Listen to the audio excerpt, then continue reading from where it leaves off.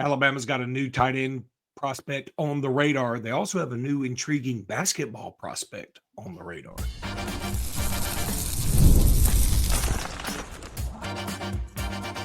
You are Locked On Bama, your daily podcast on the Alabama Crimson Tide. Part of the Locked On Podcast Network, your team every day. Hey, everybody, and welcome back into Locked On Bama, AHSA Radio Network's Luke Robinson. That's me. Alabama internet legend Jimmy Stein. That's him. This episode is brought to you by Game Time. We'll talk about Game Time here in just a little bit. I want to thank you every day for being here every day. Thank you newbies for being here today. And thanks everybody for being here every single day and making this your first listen. Jimmy, first of all, happy Easter to everybody out there. I want to let everybody know that I have failed as a father and a husband because I found out this morning that neither my wife nor my youngest child has ever had a Cadbury egg, and I feel like they are missing out on a complete chocolate-covered, white, lava, sugary, gooey deliciousness that nobody should ever not have. I think even Republicans and Democrats can get on board. Everybody should have a Cadbury egg. But regardless, that disappointed me, so I felt like leading off with that. Yeah. But Alabama does have a new tight end target, Jimmy. And this is a position of need because we have been dealing with injuries. We've been dealing with injuries so much that, like, we don't even really know still what we have on the roster. We know in name, in size, in measurement. We don't know in terms of production. And even if we were to get this young man who is in the transfer portal from Troy, there would still be some uncertainty and ambiguity. At the same time, he may come in and be the most viable option of all of them. He's not the Cadbury egg of tight ends in the transfer portal, first and foremost. But that he's was not filled with sugar and gives you diabetes. I'm sure he's filled with sugary goodness. I'm sure he is. But look, it was never going to be the goal to go get a starting tight end. It was never going to be the goal, I don't believe, this spring to go into the portal and get a starter at any position because they're pretty comfortable with what they got. I mean, and no, that's not saying that. I'm sure somebody's like, so they think they got the best player possible at every single position and they don't need any help. It's not that. The transfer portal is a constant balance of cost benefit analysis. And to go get someone in the portal that is a clear upgrade over what you have right now as a starter is very expensive. And Alabama tends to spend the substantial NIL money they have on high school recruiting and retaining the good players on their own roster and sort of maybe puts the transfer portal, third on the shopping list. And you can argue that that's the wrong way to do it. But frankly, that's how most of the elite programs are doing it. Most of them, not all of them, but most of them. And so if Alabama's doing it wrong, so is, Georgia, for instance, just to name one that I know a lot of Alabama fans respect how Kirby runs his program. But this tight end, let's talk about him specifically, Brody Dalton. What I find really fun about, first of all, he's an inline tight end, sort of replacing CJ Dupree, sort of replacing Robbie Oost in a way of he's probably going to be off the bench as a blocker. Okay, but he's kind of a block first guy like CJ Dupree, an inline guy like CJ Dupree. I don't believe he's going to start. I don't believe he will play ahead of Danny Lewis or Josh Cuevas, but I believe he would play a lot and he would play a significant role as that extra blocking tight end. I find it, he's an in-state guy from Fife, which has just been producing Fife produces winners. They don't produce a lot of college prospects, but they produce winners. They win every week. So small school guy from Fife, signed with UAB, played at UAB 2 years, then played at Troy 2 years. So he's made the full circuit of in-state programs. He's seen it all. He's from Alabama. Now this third college in Alabama, assuming he commits to Alabama, and he may not. North Carolina likes him. Like, what does Bill Belichick know? North Carolina likes him. He might visit North Carolina. He's considering them. He's also considering Cal in the ACC. Probably, I'm guessing, because Brian Harsin may have recruited him when Harsin was at Auburn, and now Harsin's the OC. He was the one guy Brian Harsin recruited? Well, I mean, That's good. That's going to make it into the Locked On Auburn show. Good clip. Yeah, and I had muted myself for a second there, because But you came back and with on a the third vengeance. day, Luke muted himself, just like on the second and the first day. But so I looked up Brody Dalton's statistics. Now they're not eye-popping. 15 receptions, 188 yards, but 3 touchdowns. So every 5th reception, you get a touchdown. Okay, that's nice. But the thing that's most impressive to me is that he did play for Fife. Again, as a member of the AHSA radio network, I can tell you I do a few things every year. I know that midfield's going to have the best dressed coaching staff on the sidelines of the basketball championships, which they are always in. I know that. I know that Fife's always going to be in the state championship game because they always are. I mean, yes, I know somebody will say, well, what about 2000, blah, blah, blah.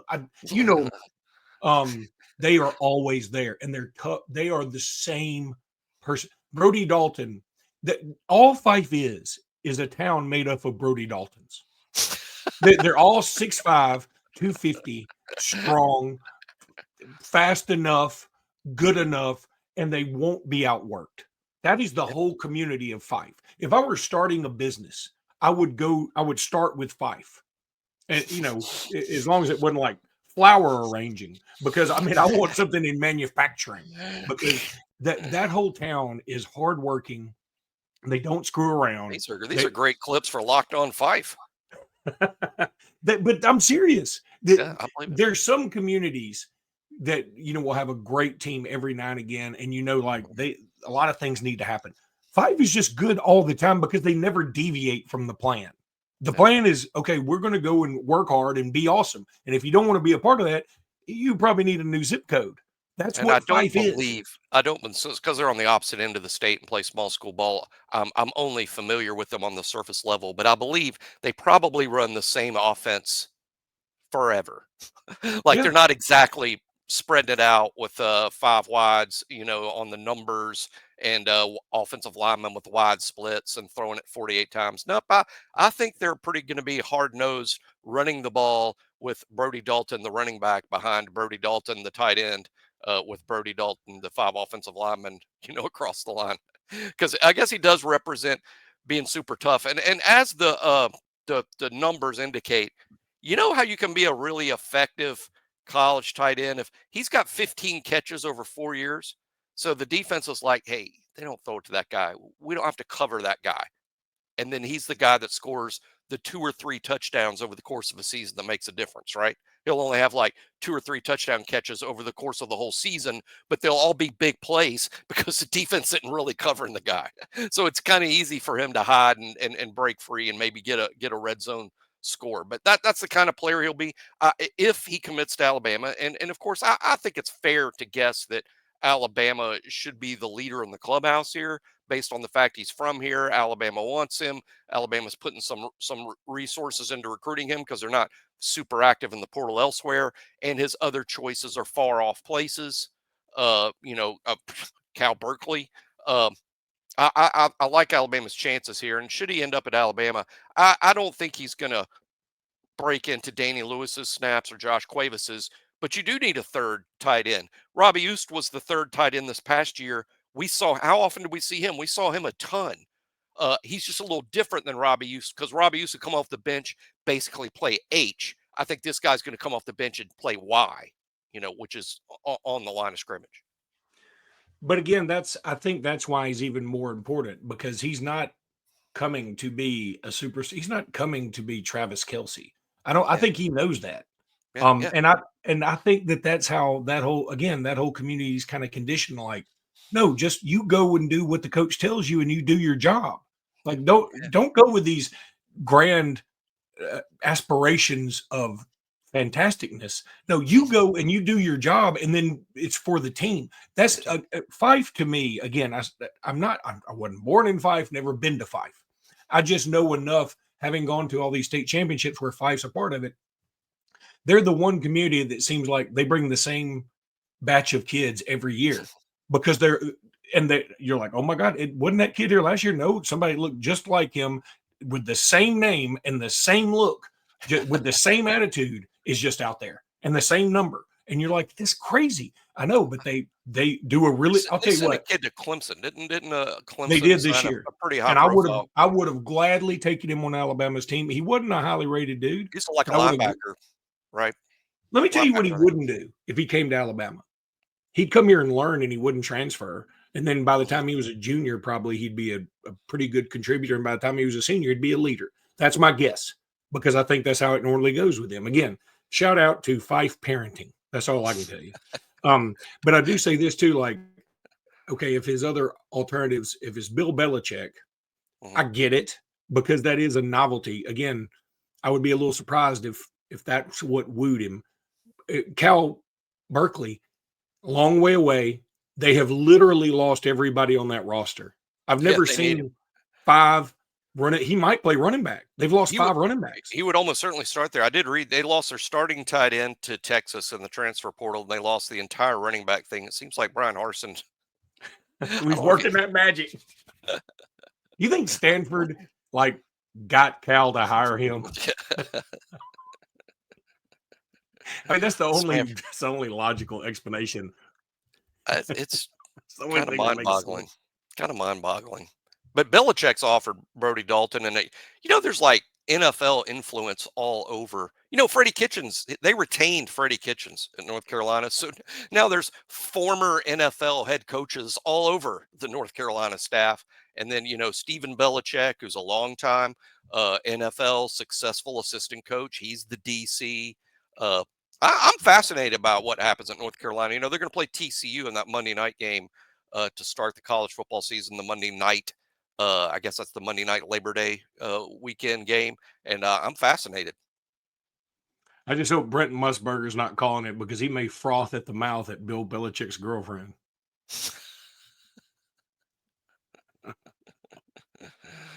I'm dead serious. That's very liable to happen. All right. Supply House.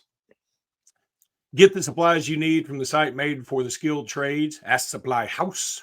Whether you're in plumbing, HVAC, or electrical work, Supply House is the reliable way to order products online. Their easy-to-use website is packed with helpful resources and the latest product info to help get you the job done right. To help you get the job done right. That's what that was. Plus, with a complete inventory of over 200,000 parts from more than 400 brands, and that's top brands, not messing around like Acme, you'll be finding exactly what you need delivered fast from coast to coast. Need help with an order? Supply House offers expert support and industry-leading service, so you'll always talk to a real person. And for a trade pro who's looking for an extra edge, their free Trade Master program offers exclusive perks like a dedicated phone line, free shipping, and discounts on every order. Join the Trade Master program today at supplyhouse.com/TM and start ordering plumbing, HVAC, and electrical supplies with just a few clicks. Plus, use promo code SH5 for 5% off your first order at supplyhouse.com.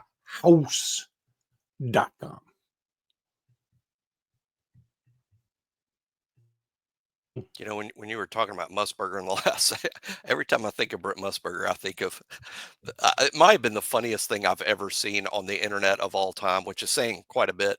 But there was a rumor years ago, like let's say about a year after the Notre Dame game where Musburger did his AJ McCarron and Catherine Webb thing. There was a rumor on social media about a year after the game that AJ McCarron and Catherine Webb had broken up, which was not true. And as we all know, they're married now with like 17 kids. But there was a rumor that AJ McCarron and Catherine Webb had broken up, and the most hilarious guy in the world, I don't know who he is, and I hate that I can't give him credit for it, even though I remember it. He tweeted a picture that he had put together, one of those photoshops of Brent Musburger holding up the boombox like John Cusack in the Say Anything movie. Yes. Oh man, I'm still laughing about it. I'm still laughing. It was like 12 years ago. I'm still laughing about that. That was funny.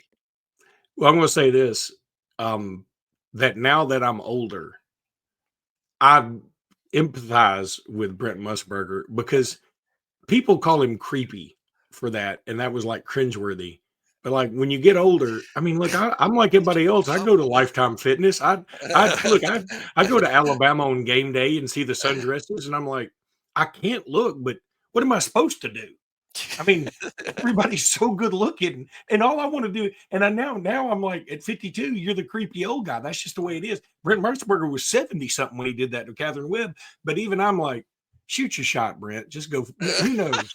I don't think it was like that. I think she's just really pretty, and it's hard not to comment. I mean, there's the picture's up on the screen, and it's just kind of hard not to comment on it. There's just no way to win, and I think And that's what there's no way to win. I empathize with him because you're right. You ignore it, but how do you ignore it? But she was so beautiful especially in that game. Like in the crowd, it looked like somebody was there doing makeup for her. And that's just the way she looks. She was in the makeup chair at the game in the stands. All right. Well, we're talking about one portal target that Alabama may get in Brody Dalton. Alabama has missed out on a high school prospect that Jimmy and I have talked about several times, and that's Derek Zammit. And he's going to Washington again. Okay. I mean, it's not the end of the world. I would have liked him because I feel like this is a good transition quarterback.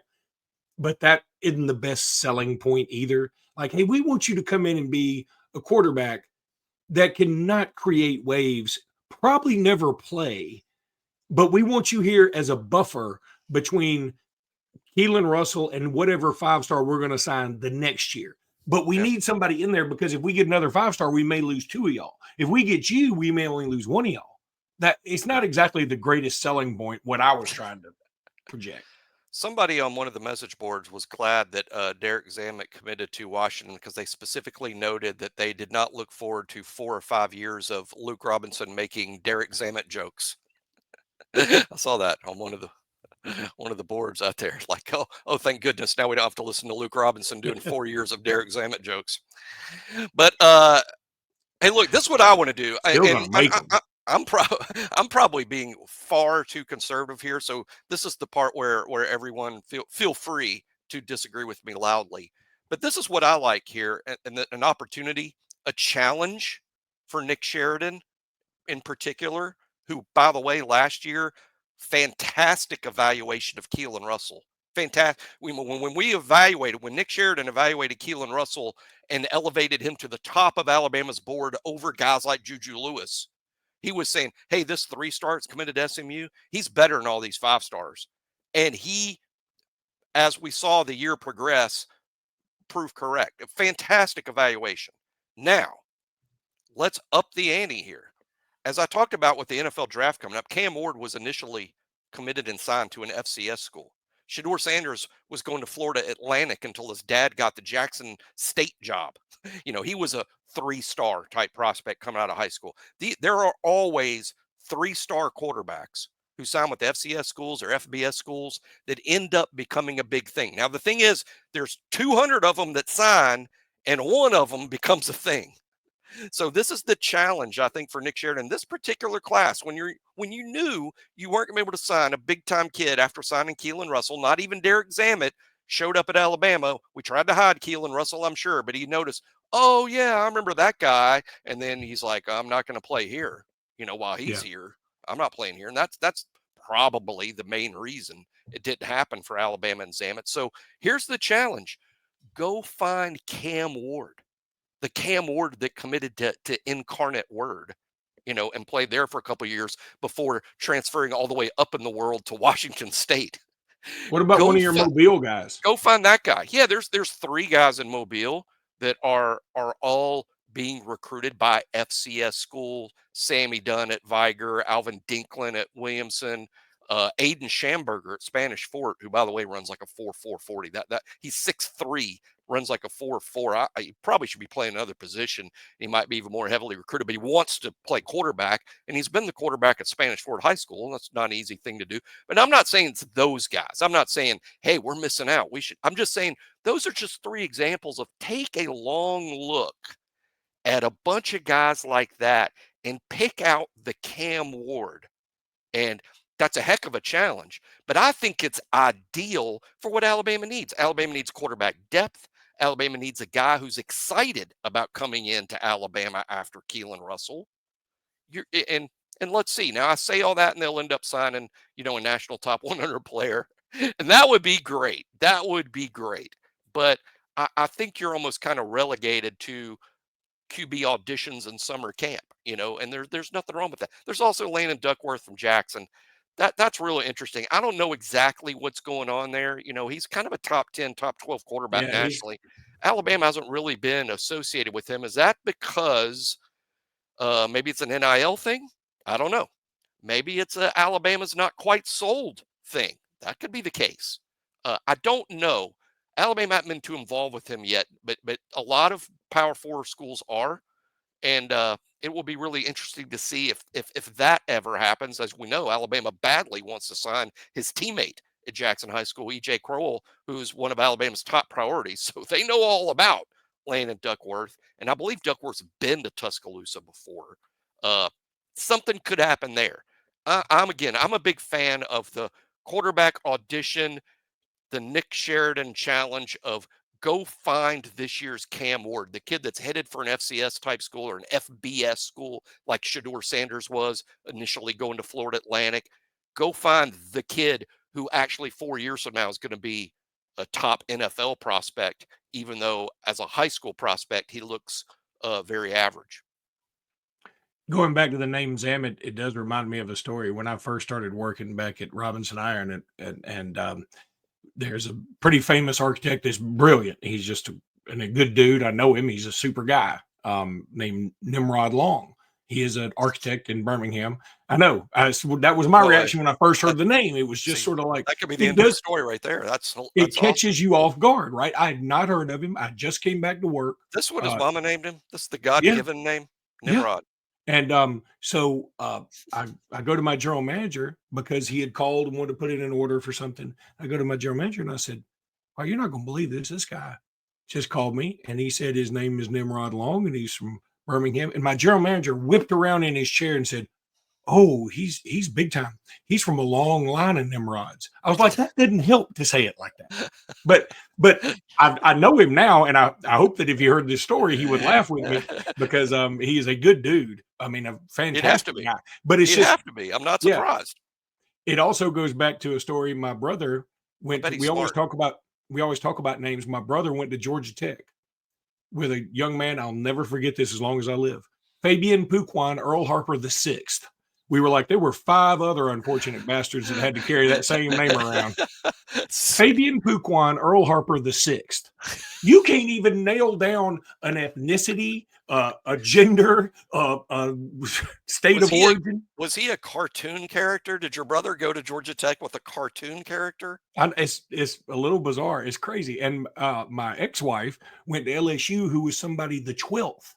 I was like, that's something when your great granddaddy was Charlemagne, isn't it? I mean, that's something, right?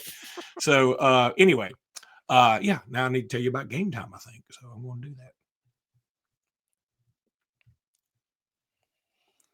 Oh, Game Time. Oh, talk about things you're thankful for. I'm thankful for Game Time because I've used them so much. Used them for everything. NFL, NBA, NCAA, all sports, Major League Baseball. I don't even like Major League Baseball, and I've used it for Major League Baseball. I've used it for concerts. And go to Game Time, use code LOCKEDONCollege for $20 off that first purchase. Terms do apply and all that stuff. But the $20, that's great. I'm not trying to discount that. They are by $20. But I'm saying, like, the $20 isn't what's going to hook you in. What's going to hook you in is you can see your seats. It's the best prices. It's the best customer service. Trust me. I'm an idiot when it comes to apps, and I use their customer service. They helped me. I mean, I was like a wounded duckling, and they nursed me back to health, and I got to go to the Miami Dolphins game. Game Time is that made no sense, but Game Time is the app you want to use. Trust me, I promise you, I use it for all tickets. Go check out Game Time. Use code LOCKEDONCollege. Get that $20 off, and you have $20. You will be came up this morning in my own house. Ringo Starr is coming to Tuscaloosa, and I got an aunt that's going, and the wife's like, should we go with your aunt? And I'm like, let's pull up Game Time, see what the tickets are for Ringo Starr in Tuscaloosa. That's what we do all the time. So we used it just this Easter morning in Tuscaloosa. Where's he playing? The Tusk? The Mercedes-Benz Amphitheater. Oh, wow. Ringo Starr and friends on Game Time. You can find tickets. All right. We're going to talk about this new basketball prospect just for a minute because it's interesting. This kid was named Darius Adams, and he was committed to UConn, but he's requested a release in which he will get.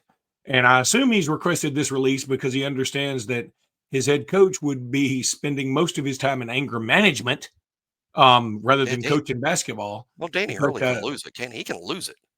Yeah, he is. I mean, he's got problems. He's hot-headed. But he's a 6'5" shooting guard, one of the top 20 players in the country. Big deal. And our boys over there at BOL have been telling us, hey, Alabama's a real threat here. Now, Alabama was involved in his recruitment before, but he really picked UConn over Michigan State, I think. But the tide's going to be in this puppy, and he's a heck of a player. Now, you want to talk about something that'd take the edge off of losing some guys to the portal or whatever, this would help. You know, it's that magic word in basketball recruiting, McDonald's All-American. There's still a magic to that. And I know it's been around a long time and almost predates the recruiting industry itself, in terms of what we know today by rankings and stars and On3 and 24/7. But McDonald's All-American, I mean, that's a big deal every time. I think he's a long guard, long shooting guard. And that's, we talked about length on the perimeter being a thing. So Alabama's involved with him. I know they're involved with the Washington State guy who's also got his name in the NBA draft, by the way. Cedric Coward. Yeah, that's the thing about to me that's funny about the basketball portal. I don't think fans should go overboard on this guy is awesome. That sort of, because you know what? Because if he was that awesome, why isn't he in the draft? I mean, everybody in the basketball portal is eligible for the draft. Everyone is. And they're instead shopping themselves around to colleges. So they're clearly not a big-time NBA prospect. That doesn't mean they're not great. For instance, look who we just had on our team at Alabama this past year. Mark Sears, Grant Nelson, Cliff Amore, Chris Youngblood. None of those four guys are considered elite NBA prospects at all. So you can get very, very good college players. I'm just making a point of sometimes fans make too big a deal of a guy that's in the portal. Football the same way, about a junior or a senior that's in the football portal, and some fan thinks this guy's the answer to all of our problems. If that's the case, why isn't the guy in the NFL draft? There's obviously something keeping him out of the highest level, so he's probably not going to be perfect, but so few of these guys ever are. But anyway, I just like to bring that up sometimes when people are like, this guy's unbelievable. Well, he would probably be in the NBA draft. He's unbelievable. Yeah, he's quite believable. But yeah, I like this potential move. There are also some other dudes that are getting in the portal like every other minute. PJ Haggerty from Memphis is in the portal. I'm not saying Alabama's involved. I'm just saying these folks are out there, and he's going to be one of the best players in all of college basketball next year, and he's in the portal. That blew me away right when it happened. I did an eyeball tweet when he entered the portal, and that, of course, got misinterpreted as Jimmy's telling us Alabama's. No, I was like, PJ Haggerty's one of the best players in college basketball, and he's in the portal. That should raise eyebrows everywhere. Like, yeah. I'm not sure that's good for college basketball, but it's massive news. That guy literally could be a top 5, top 10 player in the sport. I mean, don't get me wrong. I'd take him. Well, yeah, he's probably a bit pricey, I would imagine. Yeah. But not every kid in the portal is looking for the biggest payday possible. Not every kid. That's an assumption a lot of people make. A lot of them are looking for minutes. A lot of them are looking for a program that's going to better develop them. That's true, too. Not every single kid is entering the portal to just sign with the highest bidder. Some are, some aren't. But don't just assume that because a kid's in the portal. All right, that's going to do it for today's podcast. We'll be back tomorrow with more. Until then, roll tide, everybody, and happy Easter. Roll Tide. Happy Easter.